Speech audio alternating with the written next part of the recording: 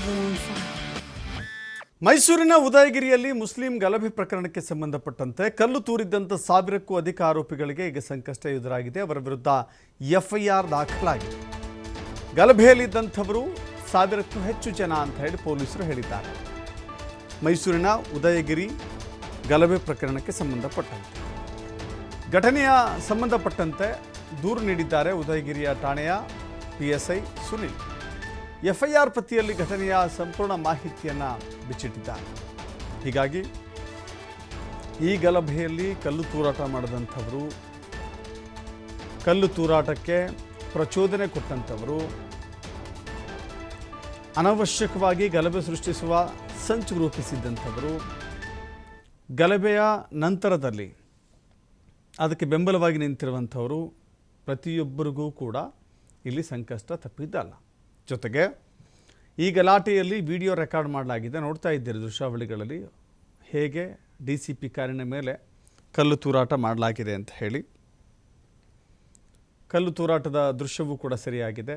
ಅಲ್ಲಿ 1000ಕ್ಕೂ ಹೆಚ್ಚು ಜನ ಇದ್ದಾರೆ ಅಂತ ಹೇಳಿ ಮಾಹಿತಿಯನ್ನು FIRನಲ್ಲಿ ಉಲ್ಲೇಖ ಮಾಡಲಾಗಿದೆ. ವಿಡಿಯೋ ಇಟ್ಕೋತಾರೆ, ಯಾರ್ಯಾರು ಫೇಸು ಅಂತ ನೋಡ್ತಾರೆ, ಅಂಥವ್ರನ್ನ ಕರ್ಕೊಂಬರ್ತಾರೆ, FIR ಹಾಕ್ತಾರೆ.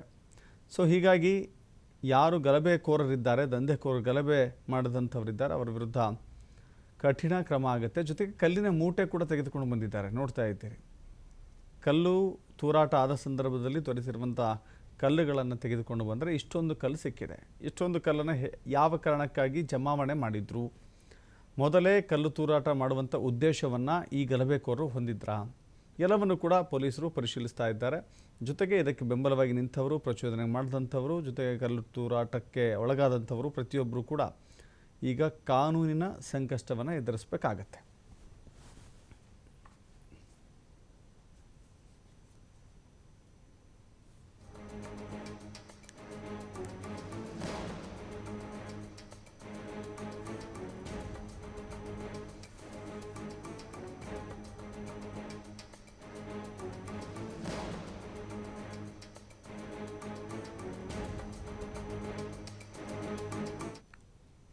ಮತ್ತಷ್ಟು ಮಾಹಿತಿ ನಮ್ಮ ಪ್ರತಿನಿಧಿ ಪುನೀತ್ ನೀಡ್ತಾರೆ. ಪುನೀತ್, DCP ಕಾರಿನ ಮೇಲೆ ಕಲ್ಲು ತೂರಾಟ ಪ್ರಕರಣಕ್ಕೆ ಸಂಬಂಧಪಟ್ಟಂತೆ ಯಾರು ಪ್ರಚೋದನೆಗೊಳಪಡಿಸಿದ್ರೋ, ಯಾರು ಕಲ್ಲು ತೂರಾಟ ಮಾಡಿದ್ರು, ಯಾರು ಕಲ್ಲು ತಂದು ಕೊಟ್ಟರು, ಹೀಗೆ ಪ್ರತಿಯೊಂದನ್ನು ಕೂಡ ಗಮನಿಸ್ತಾ ಇದ್ದಾರೆ. ಒಟ್ಟಾರೆ FIRನ ಸಾರಾಂಶ ಏನಿದೆ? ದಶರಥ್, ಈಗಾಗಲೇ ಆರೋಪಿಗಳ ಮೇಲೆ FIR ದಾಖಲಿಸುವ ಮುಖಾಂತರ ಅವ್ರನ್ನ ಪತ್ತೆ ಹಚ್ಚುವಂತಹ ಒಂದು ಕಾರ್ಯ ಕೂಡ ಆಗ್ತಾ ಇರ್ತಕ್ಕಂಥದ್ದು. ಇದುವರೆಗೂ ಕೂಡ 15 ಜನರನ್ನ ಗುರುತಿಸಿ ಅವರನ್ನ ತಮ್ಮ ವಶಕ್ಕೆ ತೆಗೆದುಕೊಳ್ಳುವಂತ ಒಂದು ಕೆಲಸವನ್ನ ಮಾಡಲಾಗಿರ್ತಕ್ಕಂಥದ್ದು. ಪ್ರಮುಖವಾಗಿ ಇಲ್ಲಿ ಏನು ಉದಯಗಿರಿ ಪೊಲೀಸ್ ಠಾಣೆಯ ಮೇಲೆ ಕಲ್ಲು ತೂರಾಟ ಆದಂತದ್ದಿರಬಹುದು, ಜೊತೆಗೆ DCP ಅವರ ಕಾರಿನ ಮೇಲೆ ಕಲ್ಲು ತೂರಾಟ ಆದಂತದ್ದಿರಬಹುದು, ಅಲ್ಲಿ ಪೊಲೀಸರಿಗೆ ಒಂದಷ್ಟು ಜನರಿಗೆ ಹಲ್ಲೆ ಆದಂತದ್ದಿರಬಹುದು, ಎಲ್ಲದಕ್ಕೂ ಸಂಬಂಧಪಟ್ಟಂತೆ ಏನು ಆ ಒಂದು ಉದಯಗಿರಿ ಪೊಲೀಸ್ ಠಾಣೆಯ ವ್ಯಾಪ್ತಿಯಲ್ಲಿ ಬರತಕ್ಕಂತ ಬಡಾವಣೆ, ಜೊತೆಗೆ ಉದಯಗಿರಿ ಈ ಎಲ್ಲ ಭಾಗಗಳಲ್ಲೂ ಕೂಡ ಪೊಲೀಸರು ರೌಂಡ್ಸ್ ಹಾಕುವ ಮುಖಾಂತರ ಅಲ್ಲಿ ಒಂದಷ್ಟು ಕಾನೂನನ್ನ ಪಾಠವನ್ನ ಮಾಡ್ತಕ್ಕಂಥ ಕೆಲಸವನ್ನ ಮಾಡೋದ್ರ ಜೊತೆಗೆ ಕಲ್ಲು ತೂರಾಟದಲ್ಲಿ ಅಂದ್ರೆ ಏನು ಅಂಗಡಿ ಮುಂಗಟ್ಟುಗಳಲ್ಲಿ ಇದ್ದಂತಹ CC ಕ್ಯಾಮ್ರಾಗಳಿದ್ವು, ಆ ಎಲ್ಲಾ CC ಕ್ಯಾಮ್ರಾಗಳಲ್ಲಿದ್ದಂತಹ ದೃಶ್ಯಗಳನ್ನ ಆಧರಿಸಿ ಅವ್ರನ್ನ ಪತ್ತೆ ಹಚ್ಚುವಂತಹ ಒಂದು ಕೆಲಸ ಆಗ್ತಾ ಇರತಕ್ಕಂಥದ್ದು. ಜೊತೆಗೆ ಅವರ ಮನೆಗಳಿಗೆ ಏನು ಪೊಲೀಸ್ ರೌಂಡ್ಸ್ ಇದ್ದಂತಹ ಸಂದರ್ಭದಲ್ಲಿ ಅವ್ರ ಬಗ್ಗೆ ವಿಚಾರಣೆಯನ್ನ ಮಾಡ್ತಕ್ಕಂಥದ್ದು, ಜೊತೆಗೆ ಅವ್ರು ಎಲ್ಲಿ ಇರ್ತಾರೆ ಇದರೆಲ್ಲದರ ಬಗ್ಗೆ ಕೂಡ ಮಾಹಿತಿಯನ್ನ ತೆಗೆದುಕೊಳ್ಳುವಂತ ಒಂದು ಕೆಲಸವನ್ನ ಅಲ್ಲಿ ಪೊಲೀಸರು ಮಾಡ್ಲಾಗ್ತಾ ಇರತಕ್ಕಂಥದ್ದು. ಈಗ ಪ್ರಮುಖವಾಗಿ ಇದುವರೆಗೂ ಕೂಡ ಏನು ಪೊಲೀಸರು FIR ಮಾಡಿರ್ತಕ್ಕಂಥದ್ರಲ್ಲಿ ಒಂದಷ್ಟು ಜನ ಸಂಘಟನಾಕಾರರು ಇರ್ತಕ್ಕಂಥದ್ದು, ಜೊತೆಗೆ ಮೌಲ್ವಿಯೊಬ್ರು ಪ್ರಚೋದನಕಾರಿಯಾಗಿ ಮಾತನಾಡಿದಂತಹ ಮೌಲ್ವಿಯೊಬ್ರು ಏನಿದ್ರು, ಇವರು ಕೂಡ ಅಲ್ಲಿ ಪ್ರಮುಖವಾಗಿರ್ತಕ್ಕಂಥದ್ದು. ಈ ಇಬ್ಬರು ಕೂಡ ಈಗ ಎಸ್ಕೇಪ್ ಆಗಿದ್ದಾರೆ.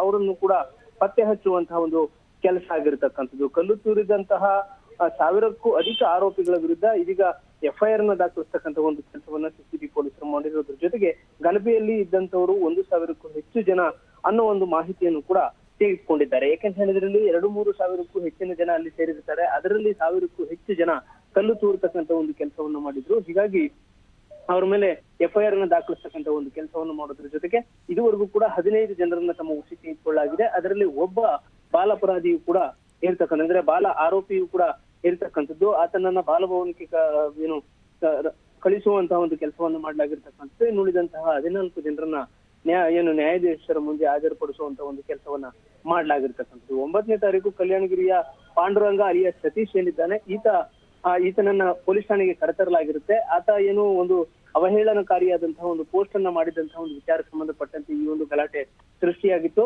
ಆ ಒಂದು ಗಲಾಟೆಯ ಸಂದರ್ಭದಲ್ಲಿ ನ್ಯಾಯಯುತವಾಗಿ ಪೊಲೀಸರ ಬಳಿ ಏನು ತಮ್ಮ ಧರ್ಮದ ಬಗ್ಗೆ, ತಮ್ಮ ಧರ್ಮ ಗುರುಗಳ ಬಗ್ಗೆ ಅವಹೇಳನಕಾರಿಯಾಗಿ ಮಾತನಾಡಿದಂತಹ ವ್ಯಕ್ತಿ ಏನಿದ್ದಾನೆ ಆತನ ಬಗ್ಗೆ ದೂರನ್ನ ದಾಖಲಿಸಿದ್ರ ಜೊತೆಗೆ ಅಲ್ಲಿ ಕ್ರಮ ಏನಾಗಿಲ್ಲ, ಇದನ್ನ ಪ್ರಶ್ನೆ ಮಾಡ್ಬೇಕಾಗಿದ್ದಂತವ್ರು ಏಕಾಏಕಿ ಪೊಲೀಸರ ಮೇಲೆ ಹಲ್ಲೆ ಮಾಡ್ತಕ್ಕಂಥದ್ದು, ಪೊಲೀಸ್ ಠಾಣೆಯ ಮೇಲೆ ಕಲ್ಲು ತೂರಾಟವನ್ನು ಮಾಡ್ತಕ್ಕಂಥದ್ದು ಏನಿತ್ತು, ಇದರ ವಿರುದ್ಧ ಈಗ ಪೊಲೀಸರು ತಿರುಗಿ ಬಿದ್ದಿರತಕ್ಕಂಥದ್ದು. ಜೊತೆಗೆ ಇಡೀ ಮೈಸೂರಿನ ಶಾಂತಿಯನ್ನ ಕದಡ್ತಕ್ಕಂಥ ಒಂದು ಕೆಲಸಕ್ಕೆ ಈ ಯುವಕರ ಗುಂಪು ಏನು ಮುಂದಾಗಿತ್ತು ಅವರಿಗೆ ತಿಳಿಬಿಡಿಸುವಂತಹ ಒಂದು ಕೆಲಸವನ್ನು ಈಗ ಮಾಡ್ಲಾಗ್ತಾ ಇರತಕ್ಕಂಥದ್ದು. ಠಾಣೆಯ ಸುತ್ತಮುತ್ತಲೂ ಕೂಡ ಕಲ್ಲು ತೂರಾಟ ಆಗಿದ್ದಂತಹ ಒಂದು ಹಿನ್ನೆಲೆಯಲ್ಲಿ ಹಲವು ಪೊಲೀಸರ ವಾಹನಗಳಲ್ಲೂ ಕೂಡ ಜಖಮಾಗಿದ್ವು.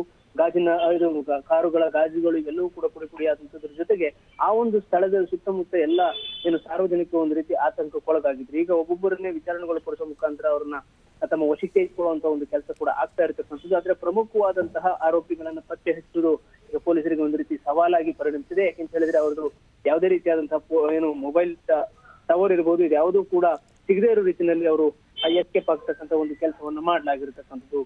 ಜೊತೆಗೆ ಈಗ ಅಧಿಕಾರಿಗಳ ಮೇಲೆ ಹಲ್ಲೆ ಮಾಡಿದಂತದ್ದು ಇರ್ಬೋದು, ನಿಂದನೆ ಮಾಡಿರ್ತಕ್ಕಂಥದ್ದು, ಸರ್ಕಾರಿ ಆಸ್ತಿ ಪಾಸ್ತಿ ಎಲ್ಲವೂ ಕೂಡ ಏನು ಹಾಳು ಮಾಡತಕ್ಕಂಥ ಒಂದು ಕೆಲಸವನ್ನ ಮಾಡಲಾಗಿದೆ. ಅವರೆಲ್ಲರ ಮೇಲೂ ಕೂಡ ಈಗ FIR ನ ದಾಖಲಿಸತಕ್ಕಂತ ಒಂದು ಕೆಲಸವನ್ನ ಮಾಡೋದ್ರ ಜೊತೆಗೆ ಅವ್ರನ್ನ ಬಂಧಿಸುವಂತಹ ನಿಟ್ಟಿನಲ್ಲಿ ಈಗ ಪೊಲೀಸರು ಶೋಧ ಕಾರ್ಯವನ್ನು ಮುಂದುವರಿಸಿರ್ತಕ್ಕಂಥದ್ದು. ಈಗ ಮೊದಲಿಗೆ ಏನು ಉದಯಗಿರಿ ಪೊಲೀಸ್ ಠಾಣೆಯ ಮೇಲೆ ಹಲ್ಲೆ ಆದಂತಹ ಪ್ರಕರಣಕ್ಕೆ ಸಂಬಂಧಪಟ್ಟಂತೆ 1000ಕ್ಕೂ ಹೆಚ್ಚಿನ ಜನರ ಮೇಲೆ FIR ಅನ್ನ ದಾಖಲಿಸತಕ್ಕಂಥ ಒಂದು ಕೆಲಸವನ್ನ ಮಾಡ್ಲಾಗಿರ್ತಕ್ಕಂಥದ್ದು.